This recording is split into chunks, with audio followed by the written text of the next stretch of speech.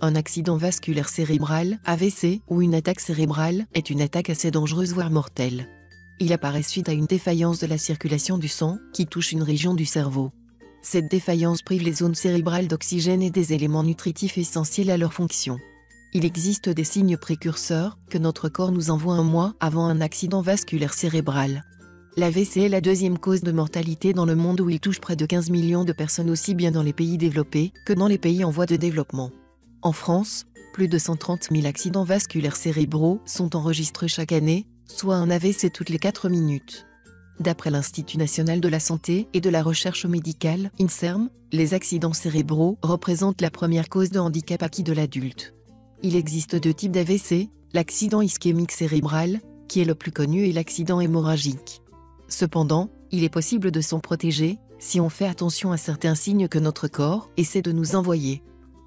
Qu'est-ce qu'un AVC? Et quels sont ces signes précurseurs? Un AVC est causé dans la majeure partie du temps par le blocage du vaisseau sanguin, qui est responsable de transporter l'oxygène et les nutriments vers le cerveau par un caillot. Ce phénomène est appelé AVC ischémique. Il existe un autre type d'AVC, l'accident hémorragique. Celui-là est causé par une hémorragie cérébrale après une rupture d'un vaisseau sanguin. Quand ces cellules nerveuses sont privées d'oxygène et de nutriments, même pour quelques minutes, elles meurent et elles ne sont pas capables de se régénérer. La formation de plaques de lipides sur la paroi des vaisseaux sanguins, connue sous le nom d'athérosclérose, fait partie des principales causes de l'AVC. Voici une liste de facteurs causant un AVC. 1. Une pression artérielle très élevée. 2. Des maladies cardiaques, notamment les troubles du rythme cardiaque. 3. Le tabagisme. 4. Le diabète. 5. L'obésité. 6. Un taux élevé de cholestérol. 7. La sédentarité et l'inactivité physique. 8. Une forte consommation d'alcool. 9. Le stress. Quels sont les symptômes de l'AVC? Selon les experts, il n'existe pas de signes précis de l'AVC et ils peuvent être différents d'une personne à une autre. Mais nous devrions prêter attention à tout changement qui arrive à notre corps et il est possible d'intervenir dès l'apparition des symptômes suivants. 1. Paralysie d'un membre ou d'un côté. 2. Étourdissement et perte de conscience. 3. Hallucinations et troubles caractériels. 4. Baisse brutale de la vision ou perte soudaine de la vue. 5. Troubles de la sensibilité d'un membre ou d'un côté.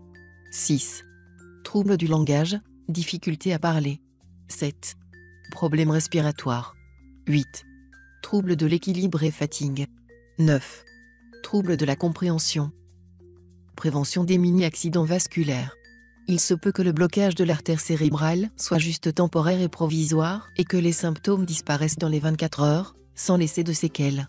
On appelle ce phénomène accident ischémique transitoire ou mini-accident vasculaire cérébral.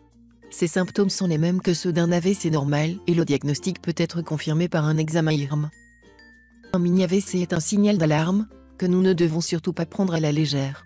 Le risque d'une attaque cérébrale est possible et est plus élevé dans les mois qui suivent le mini-AVC. Il est donc important de consulter un médecin au plus tôt. Les mini-AVC peuvent toucher une personne de plus de 65 ans sur 15, mais restent souvent non identifiés si on n'en reconnaît pas les symptômes.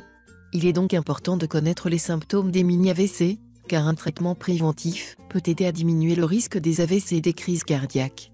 Les symptômes de l'accident ischémique transitoire sont presque les mêmes que ceux d'un AVC. Parmi ces symptômes, on retrouve une perte de force et une fatigue, une perte de sensibilité d'un bras ou d'une jambe ou d'un côté du corps. Ils peuvent également être accompagnés d'une difficulté soudaine à trouver ses mots et à les exprimer, de mauvaise coordination, de troubles soudains de l'équilibre et de la marche, de problèmes de vue ainsi que d'une vision double, de vertige et étourdissement. En général, les symptômes disparaissent très vite, avant maximum 24 heures, sans aucune séquelle, mais s'ils persistent, cela peut provoquer une mort cellulaire, ce qui signifie un accident vasculaire cérébral. Pour réduire les risques de mini-AVC, toute personne doit contrôler sa tension artérielle, son taux de cholestérol et son diabète, et mener une vie saine avec une alimentation équilibrée et une activité physique régulière. C'est fini pour ce tuto, n'oubliez pas de mettre un j'aime, partager ma vidéo sur les réseaux sociaux, ou de s'abonner à ma chaîne. Au revoir et à bientôt.